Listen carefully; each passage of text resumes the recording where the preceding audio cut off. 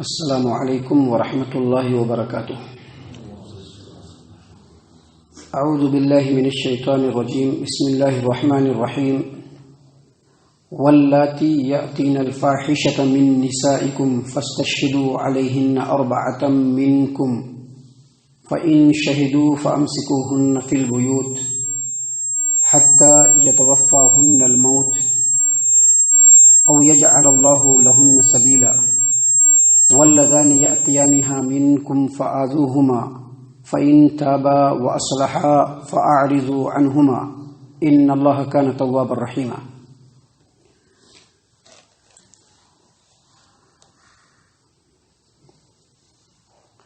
محترم سامعین کرام، سورۃ النساء سورہ نمبر 4 اور اسی سورت سے بھی آپ کے سامنے آیت نمبر 15 آیت نمبر 16 یہ دو آیات تلاوت کی گئی۔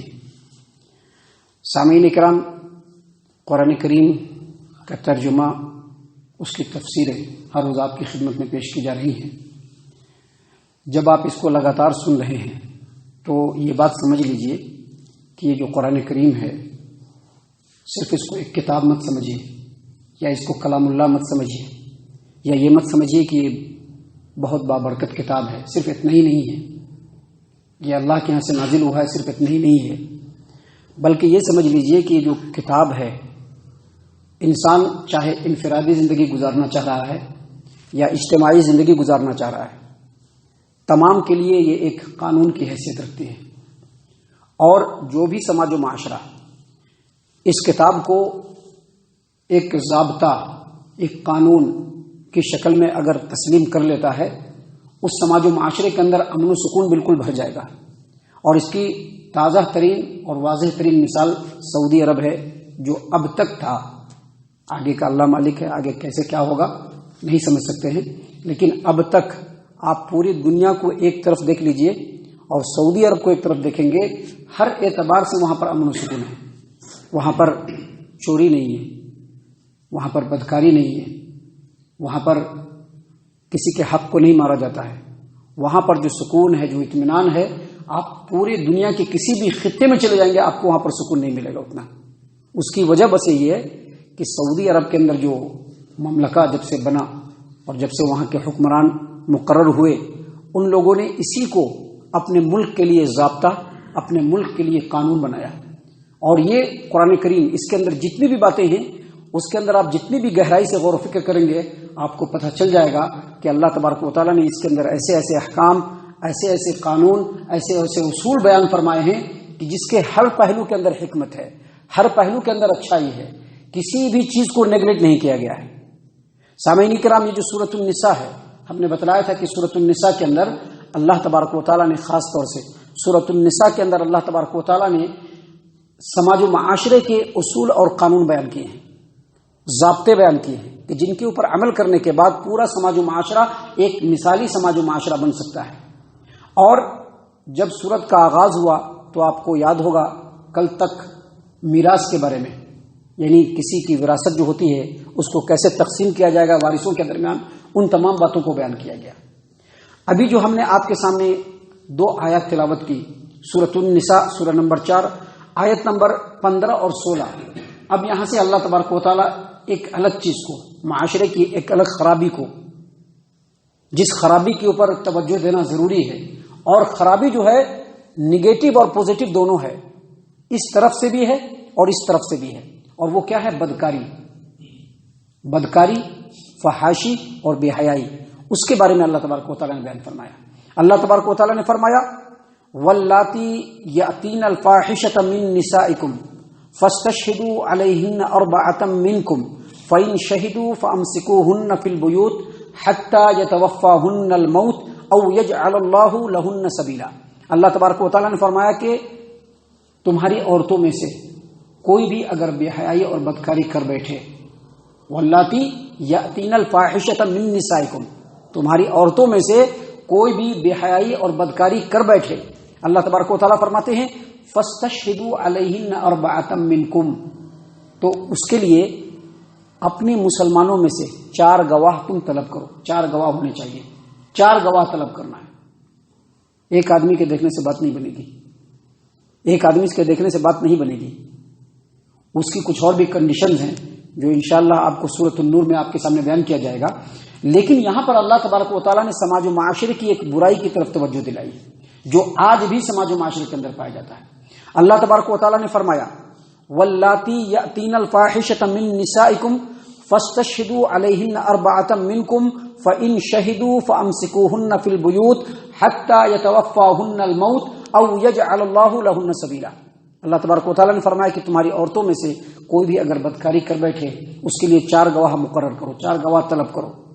فإن شہدوا، اور اگر 4 گواہ گواہی دے دے، فامسکوہن فی البیوت، تو اس کو گھر میں قید کر دو، اس کو گھر میں قید کر دو. کب تک؟ حتی یتوفاہن الموت، یہاں تک کہ موت ان کی عمر کو پوری کر دے، یعنی ان کی موت تک ان کو گھر میں بند کر دو. اور آگے اللہ تبارک و تعالیٰ نے فرمایا او یجعل اللہ لہن سبیلا، یا اللہ تبارک و تعالیٰ ان کے لیے کوئی اور طریقہ، کوئی اور رستہ، کوئی اور قانون ضرور نازل فرمائے گا. محترم سامعین کرام، اس میں جو ایسی عورتوں کے لیے جو بدکاری کرے، زناکاری کرے، فحاشی کرے، ان کے لیے جو سزا مقرر کی گئی ہے یہ اسلام کے شروع میں سزا تھی، جبکہ ابھی زنا کا جو حد ہے، جو اس کی سزا ہے، ابھی مقرر نہیں ہوا تھا. ٹیمپروری طور پر اللہ تبارک و تعالیٰ نے یہ سزا مقرر کیا کہ اس عورت کو گھر کے اندر قید کر دیا جائے اس کی موت تک. اور آگے اللہ نے اس چیز کو واضح کر دیا کہ آگے اللہ تبارک و تعالیٰ اس کے لیے قانون نازل فرمانے والے ہیں. سامعین کرام، لیکن یہاں پر ہم جس بات کو بتلانا چاہ رہے ہیں وہ یہ کہ عربی کے اندر ایک قاعدہ ہے، کسی چیز کی تعداد بتلائی جائے گی تو 1 سے لے کر کے 9 تک، 1 سے لے کر کے 9 تک اگر عدد مؤنث ہوگا تو معدود مذکر ہوگا، اور اگر عدد مذکر ہوگا تو معدود مؤنث ہوگا. یہاں پر آپ دیکھیں گے، آپ تھوڑا سا دھیان دیجئے، اللہ تبارک و تعالیٰ نے فرمایا واللاتی یأتین الفاحشۃ من نسائکم فاستشہدوا علیہن اربعۃ، ایک ہوتا ہے اربع اور ایک ہوتا ہے اربعۃ. یہ اربعۃ مؤنث ہے اور یہ عدد ہے، اور اس کا معدود مذکر. اس کا مطلب یہ ہوا کہ اگر کسی عورت یا کسی بھی مرد کو بدکاری میں ملوث پایا جائے تو ضروری ہے کہ 4 گواہ ہو، 1 گواہ سے کام نہیں چلے گا، 4 گواہ ہو، اور وہ چاروں کے چاروں گواہ مسلمان مرد ہوں، عورتوں سے کام نہیں چلے گا. 4 مسلمان مرد گواہ ہوں جو عاقل ہو، بالغ ہو، ہوش مند ہو، مسلمان ہو، عدل و انصاف کرنے والے ہو. ایسے 4 گواہوں کو مقرر کرنے کے بعد ہی ہم کسی کے بارے میں بول سکتے ہیں کہ یہ بدکار ہے. اب آپ سوچ سکتے ہیں کہ ہمارے سماج و معاشرے میں کتنی خطرناکی ہے، کتنی سنگینی ہے کہ اگر کسی کے بارے میں ایک رتی بھی کان میں پڑ گیا کہ فلاں آدمی ایسا کیا ہے، پورے سماج و معاشرے میں بول دیتے ہیں، پورے سماج و معاشرے میں بولتے ہیں فلاں ایسا کر کے، فلاں ویسا کر کے. اور اس سے کیا ہوتا ہے؟ سماج و معاشرے کے اندر بگاڑ پیدا ہوتا ہے، فساد پیدا ہوتا ہے، فتنہ پیدا ہوتا ہے. اسی چیز سے منع کیا گیا، اصل اسی چیز سے منع کیا گیا. یہ کوئی چھوٹی موٹی بات نہیں ہے. اور اللہ تبارک و تعالیٰ تو بے شمار گناہ گاروں کے گناہوں کو معاف کرنے والا ہے. چہ جائے کہ ہمارے سماج و معاشرے میں اگر کسی کے اوپر ایک رتی بھی الزام آیا، پورے سماج و معاشرے میں بونا شروع کر دیتے ہیں. اور اس سے کیا ہوتا ہے؟ سماج و معاشرے کی خرابی ہوتی ہے. اپنے مسلم سماج و معاشرے سے یہ بات نکال کر کے نان مسلم سماج میں بھی جاتا ہے. وہاں کے لوگ کیا سمجھتے ہیں کہ مسلمان لوگ ایسے ہی ہوتے ہیں. اللہ تبارک و تعالیٰ نے کہا کہ نہیں، آپ کسی کو بھی اس وقت تک مجرم نہیں کہہ سکتے ہیں، بدکاری میں، زناکاری میں کسی کو بھی اس وقت تک آپ مجرم نہیں کہہ سکتے ہیں جب تک کہ اس کے جرم کے اوپر 4 گواہ مقرر نہ ہو جائے. گویا زناکاری کی جو سزا ہے وہ بہت سخت ہے. ابھی میں آپ کو بتلاؤں گا کہ اگر کوئی آدمی زناکاری کر بیٹھے، چاہے مرد ہو یا عورت، اور اس کا گناہ اگر ثابت ہو جائے، اس کی سزا بہت ہی سخت ہے، بہت سخت سزا. اور جس قدر اس کی سزا سخت ہے، اللہ تبارک و تعالیٰ نے اس کے گواہی کے لیے جو شرط مقرر کیا ہے وہ بھی انتہائی سخت اور کڑا.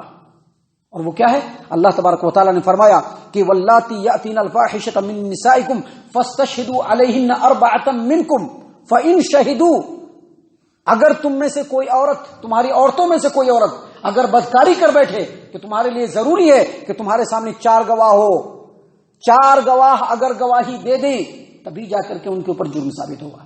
دیکھیے اللہ تبارک و تعالیٰ نے کتنی حکمت کے ساتھ، کتنی گہرائی کے ساتھ، کوئی دنیا میں ایسا کوئی قانون نہیں ہو سکتا ہے، کوئی کتنا ہی بڑا سنویدھان کیوں نہ لکھ دے، یہ جو ہے ایسا کوئی نہیں ہو سکتا ہے، کہیں نہیں ہو سکتا ہے. اور جس سماج و معاشرے میں یہ ہوگا اس سے زیادہ سکون، اطمینان، امن کسی بھی سماج و معاشرے میں نہیں ہو سکتا۔ اللہ تبارک و تعالیٰ نے پہلے کلیئر بتا دیا، اگر کسی نے گناہ کیا ہے وہ میرے ذمہ ہے، اس کو ہدایت دینا بھی میرے ذمہ ہے، صحیح راستے پر لگانا بھی میرے ذمہ ہے۔ آپ دیکھیں گے کہ انتہائی بدکار سے بدکار ترین آدمی اگر اللہ تبارک و تعالیٰ نے اس کو ہدایت دے دیا، وہ اتنا نیک بخت بن جاتا ہے کہ اس کی مثال اس دنیا میں ملنے کے لیے تیار نہیں۔ آپ صحابہ کرام کو دیکھیں، صحابہ کرام رضی اللہ عنہم، جب یہ قرآن کریم نہیں آیا تھا وہی صحابہ کرام ہر طرح کی برائیاں کرتے تھے، یہاں تک کہ اپنی چھوٹی چھوٹی معصوم بچیوں کو زندہ گاڑ دیا کرتے تھے۔ لیکن جب قرآن آیا وہی اپنی بیٹیوں کے حامی اور مددگار بن گئے، ان کے پاسدار بن گئے، ان کے محافظ بن گئے، ان کے امین بن گئے، وہی صحابہ کرام۔ کس وجہ سے؟ اس قرآن کریم کی تعلیمات کی وجہ سے۔ تو اللہ تبارک و تعالیٰ نے یہاں پر سماج و معاشرے کو وارننگ دیا ہے، متنبہ کیا ہے، آگاہ کیا ہے کہ اگر آپ کے سماج و معاشرے میں کسی کے بارے میں پتا چلے کہ اس نے بدکاری کیا ہے، آپ اس وقت تک اس کو بدکار نہ کہیں جب تک کہ 4 گواہ اس کے اوپر قائم نہیں ہو جائے، اور وہ مرد ہونے چاہیے۔ 2 مرد اور 4 عورتوں سے کام نہیں چلے گا، کیونکہ عورتوں کی گواہی صرف مال کے معاملے میں، دوسرے معاملوں میں نہیں۔ عورتوں کی گواہی صرف مال کے معاملے میں، اگر کسی کو پیسہ دے رہے ہیں ادھار تو 1 مرد اور 2 عورت ہو سکتے ہیں، لیکن اس معاملے میں عورتوں کی گواہی نہیں چلے گی، اس معاملے میں مرد کی گواہی چلے گی۔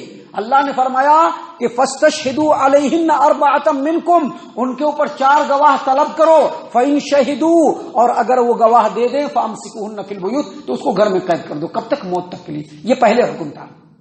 اللہ نے آگے فرمایا او یجعل اللہ لہن سبیلا، یا اللہ تبارک و تعالیٰ اس کے لیے کوئی راستہ مقرر کر دے گا۔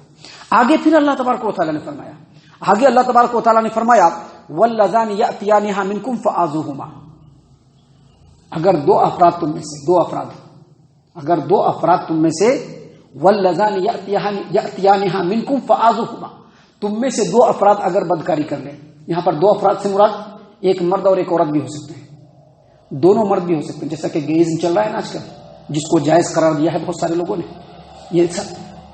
یہ بالکل انتہا درجے کا حرام ہے۔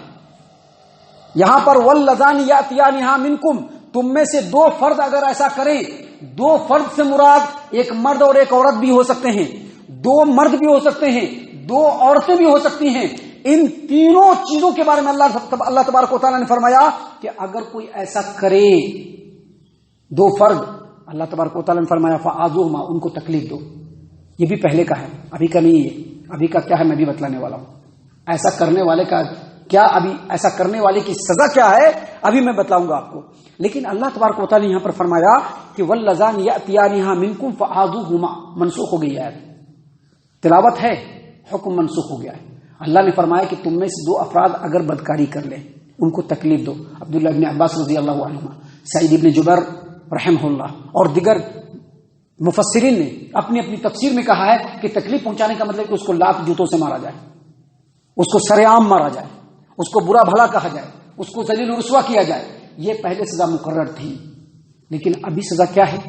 اللہ کے رسول صلی اللہ علیہ وسلم کی حدیث اس سلسلے میں مسند احمد کی ہے، صحیح مسلم کتاب الحدود باب حد الزنا، حدیث نمبر 1690 نمبر کی روایت۔ عبادہ بن صامت رضی اللہ عنہ حدیث کے راوی ہیں، وہ کہتے ہیں کہ نبی اکرم صلی اللہ علیہ وسلم پر ایک مرتبہ وحی آئی۔ جب وحی مکمل ہو گئی تو نبی صلی اللہ علیہ وسلم نے لوگوں کو مخاطب کر کے کہا، آپ صلی اللہ علیہ وسلم کی عادت مبارکہ تھی کہ جب بھی کچھ نازل ہوتا تھا تمام لوگوں کو مسجد میں بلاتے تھے اور کہتے تھے کہ یہ نازل ہوا ہے۔ اللہ کے رسول صلی اللہ علیہ وسلم نے سارے لوگوں کو بلایا اور بلا کر کے کہا کہ مجھ سے احکام سیکھ لو، مجھ سے اس چیز کے احکام سیکھ لو۔ ایسے مرد اور ایسی عورتیں جو بدکاری کرتی ہیں، ایسے مرد اور ایسی عورتیں جو بدکاری کرتے ہیں، ان کی سزا یہ ہے کہ اگر شادی شدہ مرد، شادی شدہ عورت نے بدکاری کیا ہے، سمجھ لیجئے گا اللہ تبارک و تعالیٰ نے کتنا سخت قانون رکھا ہے۔ یہ گواہ دنیا کے معاملے میں ہے، آخرت کے معاملے میں نہیں ہے۔ یہ جو گواہ ہے نا دنیا کے معاملے میں، سماج و معاشرے کو بیلنس کرنے کے لیے۔ لیکن اگر ہم نے گناہ کیا ہے اللہ تبارک و تعالیٰ کے ہاں اس کا ضرور بھی ضرور فیصلہ ہوگا۔ اللہ تبارک و تعالیٰ نے فرمایا، اللہ کے رسول صلی اللہ علیہ وسلم نے فرمایا کہ شادی شدہ مرد اور شادی شدہ عورتیں اگر بدکاری کر بیٹھیں، زناکاری کر لیں، ان کی سزا یہ ہے کہ ان کو 100 کوڑے لگائے جائیں گے پہلے، اور اس کے بعد زمین میں گاڑ کر کے ان کو رجم کر دیا جائے گا، سنسار کر دیا جائے گا، ان کو ختم کر دیا جائے گا۔ یہ سورہ نور کے اندر یہ پوری باتیں نازل ہو چکی ہیں۔ جو انشاءاللہ جب وہ صورت آئے گی تو ہم آپ کے سامنے پوری بات بتلائیں گے.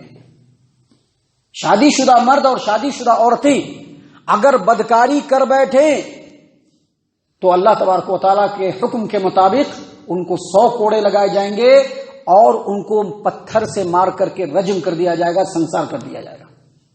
اور اگر کنوارا لڑکا کنواری لڑکی اگر اس طرح کی حرکت کریں گے تو ان کو 100 کوڑے پہلے لگائے جائیں گے سماج و معاشرے کے اندر پہلے، اور اس کے بعد دونوں کو جلا وطن کر دیا جائے گا. یعنی ایک کو بھیج دیا جائے گا کہیں دور، دوسرے کو کہیں بھیج دیا جائے گا، دونوں کو یہاں نہیں رکھنا ہے، دونوں کو دور دراز میں. دیکھیں کتنی حکمت ہے سزا کے اندر، قانون کے اندر، اللہ تبارک و تعالیٰ کی کتاب کے آیات کے اندر کتنی حکمت ہے کہ پہلے کنوارے لڑکے اور کنواری لڑکی کو 100 کوڑے مارے جائیں گے اور 100 کوڑے مارے جانے کے بعد دونوں کو جلا وطن کر دیا جائے گا. دونوں میں سے کسی کو بھی اس جگہ پہ نہیں رہنا ہے. لڑکی کو کہیں اور بھیج دیا جائے گا، لڑکے کو کہیں اور بھیج دیا جائے گا، اور اس طرح سے معاملے کو تمام کیا جائے گا. محترم سامعین کرام، ان تمام باتوں کو بیان کرنے کے بعد اللہ تبارک و تعالیٰ نے فرمایا فَإِن تَابَا وَأَصْلَحَا فَأَعْرِضُوا عَنْهُمَا. لیکن اگر کوئی آدمی گناہ کر لیا ہے اور پوری دل کی آمادگی کے ساتھ اللہ کے سامنے توبہ کرتا ہے اور اپنے عمل کی اصلاح کرتا ہے، فَأَعْرِضُوا عَنْهُمَا، تو آپ کو اس کے پیچھے پڑنے کی ضرورت نہیں. ابھی دنیا میں ایسا بھی ہوتا ہے، پیچھے پڑے رہتے ہیں، تانا دیتے رہتے ہیں، اس کو گھٹیا بولتے رہتے ہیں، اس کو ذلیل و رسوا کرتے رہتے ہیں. کہا کہ آپ کو کرنے کی ضرورت نہیں، فَأَعْرِضُوا عَنْهُمَا، ان سے اعراض کر لیجیے، آپ لوگ ان کے پیچھے مت پڑیے. اللہ کے رسول صلی اللہ علیہ وسلم کے پاس ایسے صحابہ جنہوں نے بدکاری کر لیا ہے، نبی صلی اللہ علیہ وسلم کے پاس آ رہے ہیں، ادھر سے آ رہے ہیں، اللہ کے رسول صلی اللہ علیہ وسلم ایسا ہو گیا ہے، نبی صلی اللہ علیہ وسلم ایسے منہ پھیر لے رہا ہے. ادھر سے آ رہے ہیں، نبی صلی اللہ علیہ وسلم ایسے منہ پھیر لے رہے ہیں. کیوں؟ تاکہ وہ جا کے توبہ کر لیں، کیونکہ توبہ سے بڑھ کر کے کچھ نہیں ہے. آدمی اگر اپنے گناہوں سے توبہ کر لیتا ہے، اس سے بڑھ کر کے دنیا میں کچھ بھی نہیں ہے. توبہ کر لیا، اللہ کی نظر میں سب سے پسندیدہ بندہ ہے. اللہ تبارک و تعالیٰ تو یہ چاہتا ہے کہ بندہ اس سے توبہ کرے. اللہ تبارک و تعالیٰ تو چاہتا ہے. نبی صلی اللہ علیہ وسلم نے اس کی ایک مثال بھی بیان کی ہے کہ ایک آدمی اپنے اونٹ کو بالکل جنگل اور بیابان میں جہاں پر کوئی آبادی نہیں اس کو لے کر کے جا رہا ہے. اونٹ کے اوپر اس کا پورا سامان ہے، رستے کا کھانا ہے اور بھی دوسرے اخراجات ہیں، سامان ہے، سب اونٹ پر لدا ہوا ہے، لے کر کے جا رہا ہے. وہ اچانک وہ اونٹ گم ہو جاتا ہے، گم جاتا ہے. اب وہ پریشان ہے کیونکہ سب کچھ اس پر ہے، جنگل میں ہے، بیابان میں ہے، کیا کرے گا، کیسے اپنے مقام تک پہنچے گا. پریشان حال، پورے جنگل میں وہ تلاش کرتا ہے، نہیں ملتا ہے. اچانک اس کو نیند تھک گیا ہے، اس کو نیند آتی ہے تو وہ سو رہا ہے. جیسے آنکھ کھلتی ہے تو سامنے اس کا اونٹ کھڑا ہوا ہے.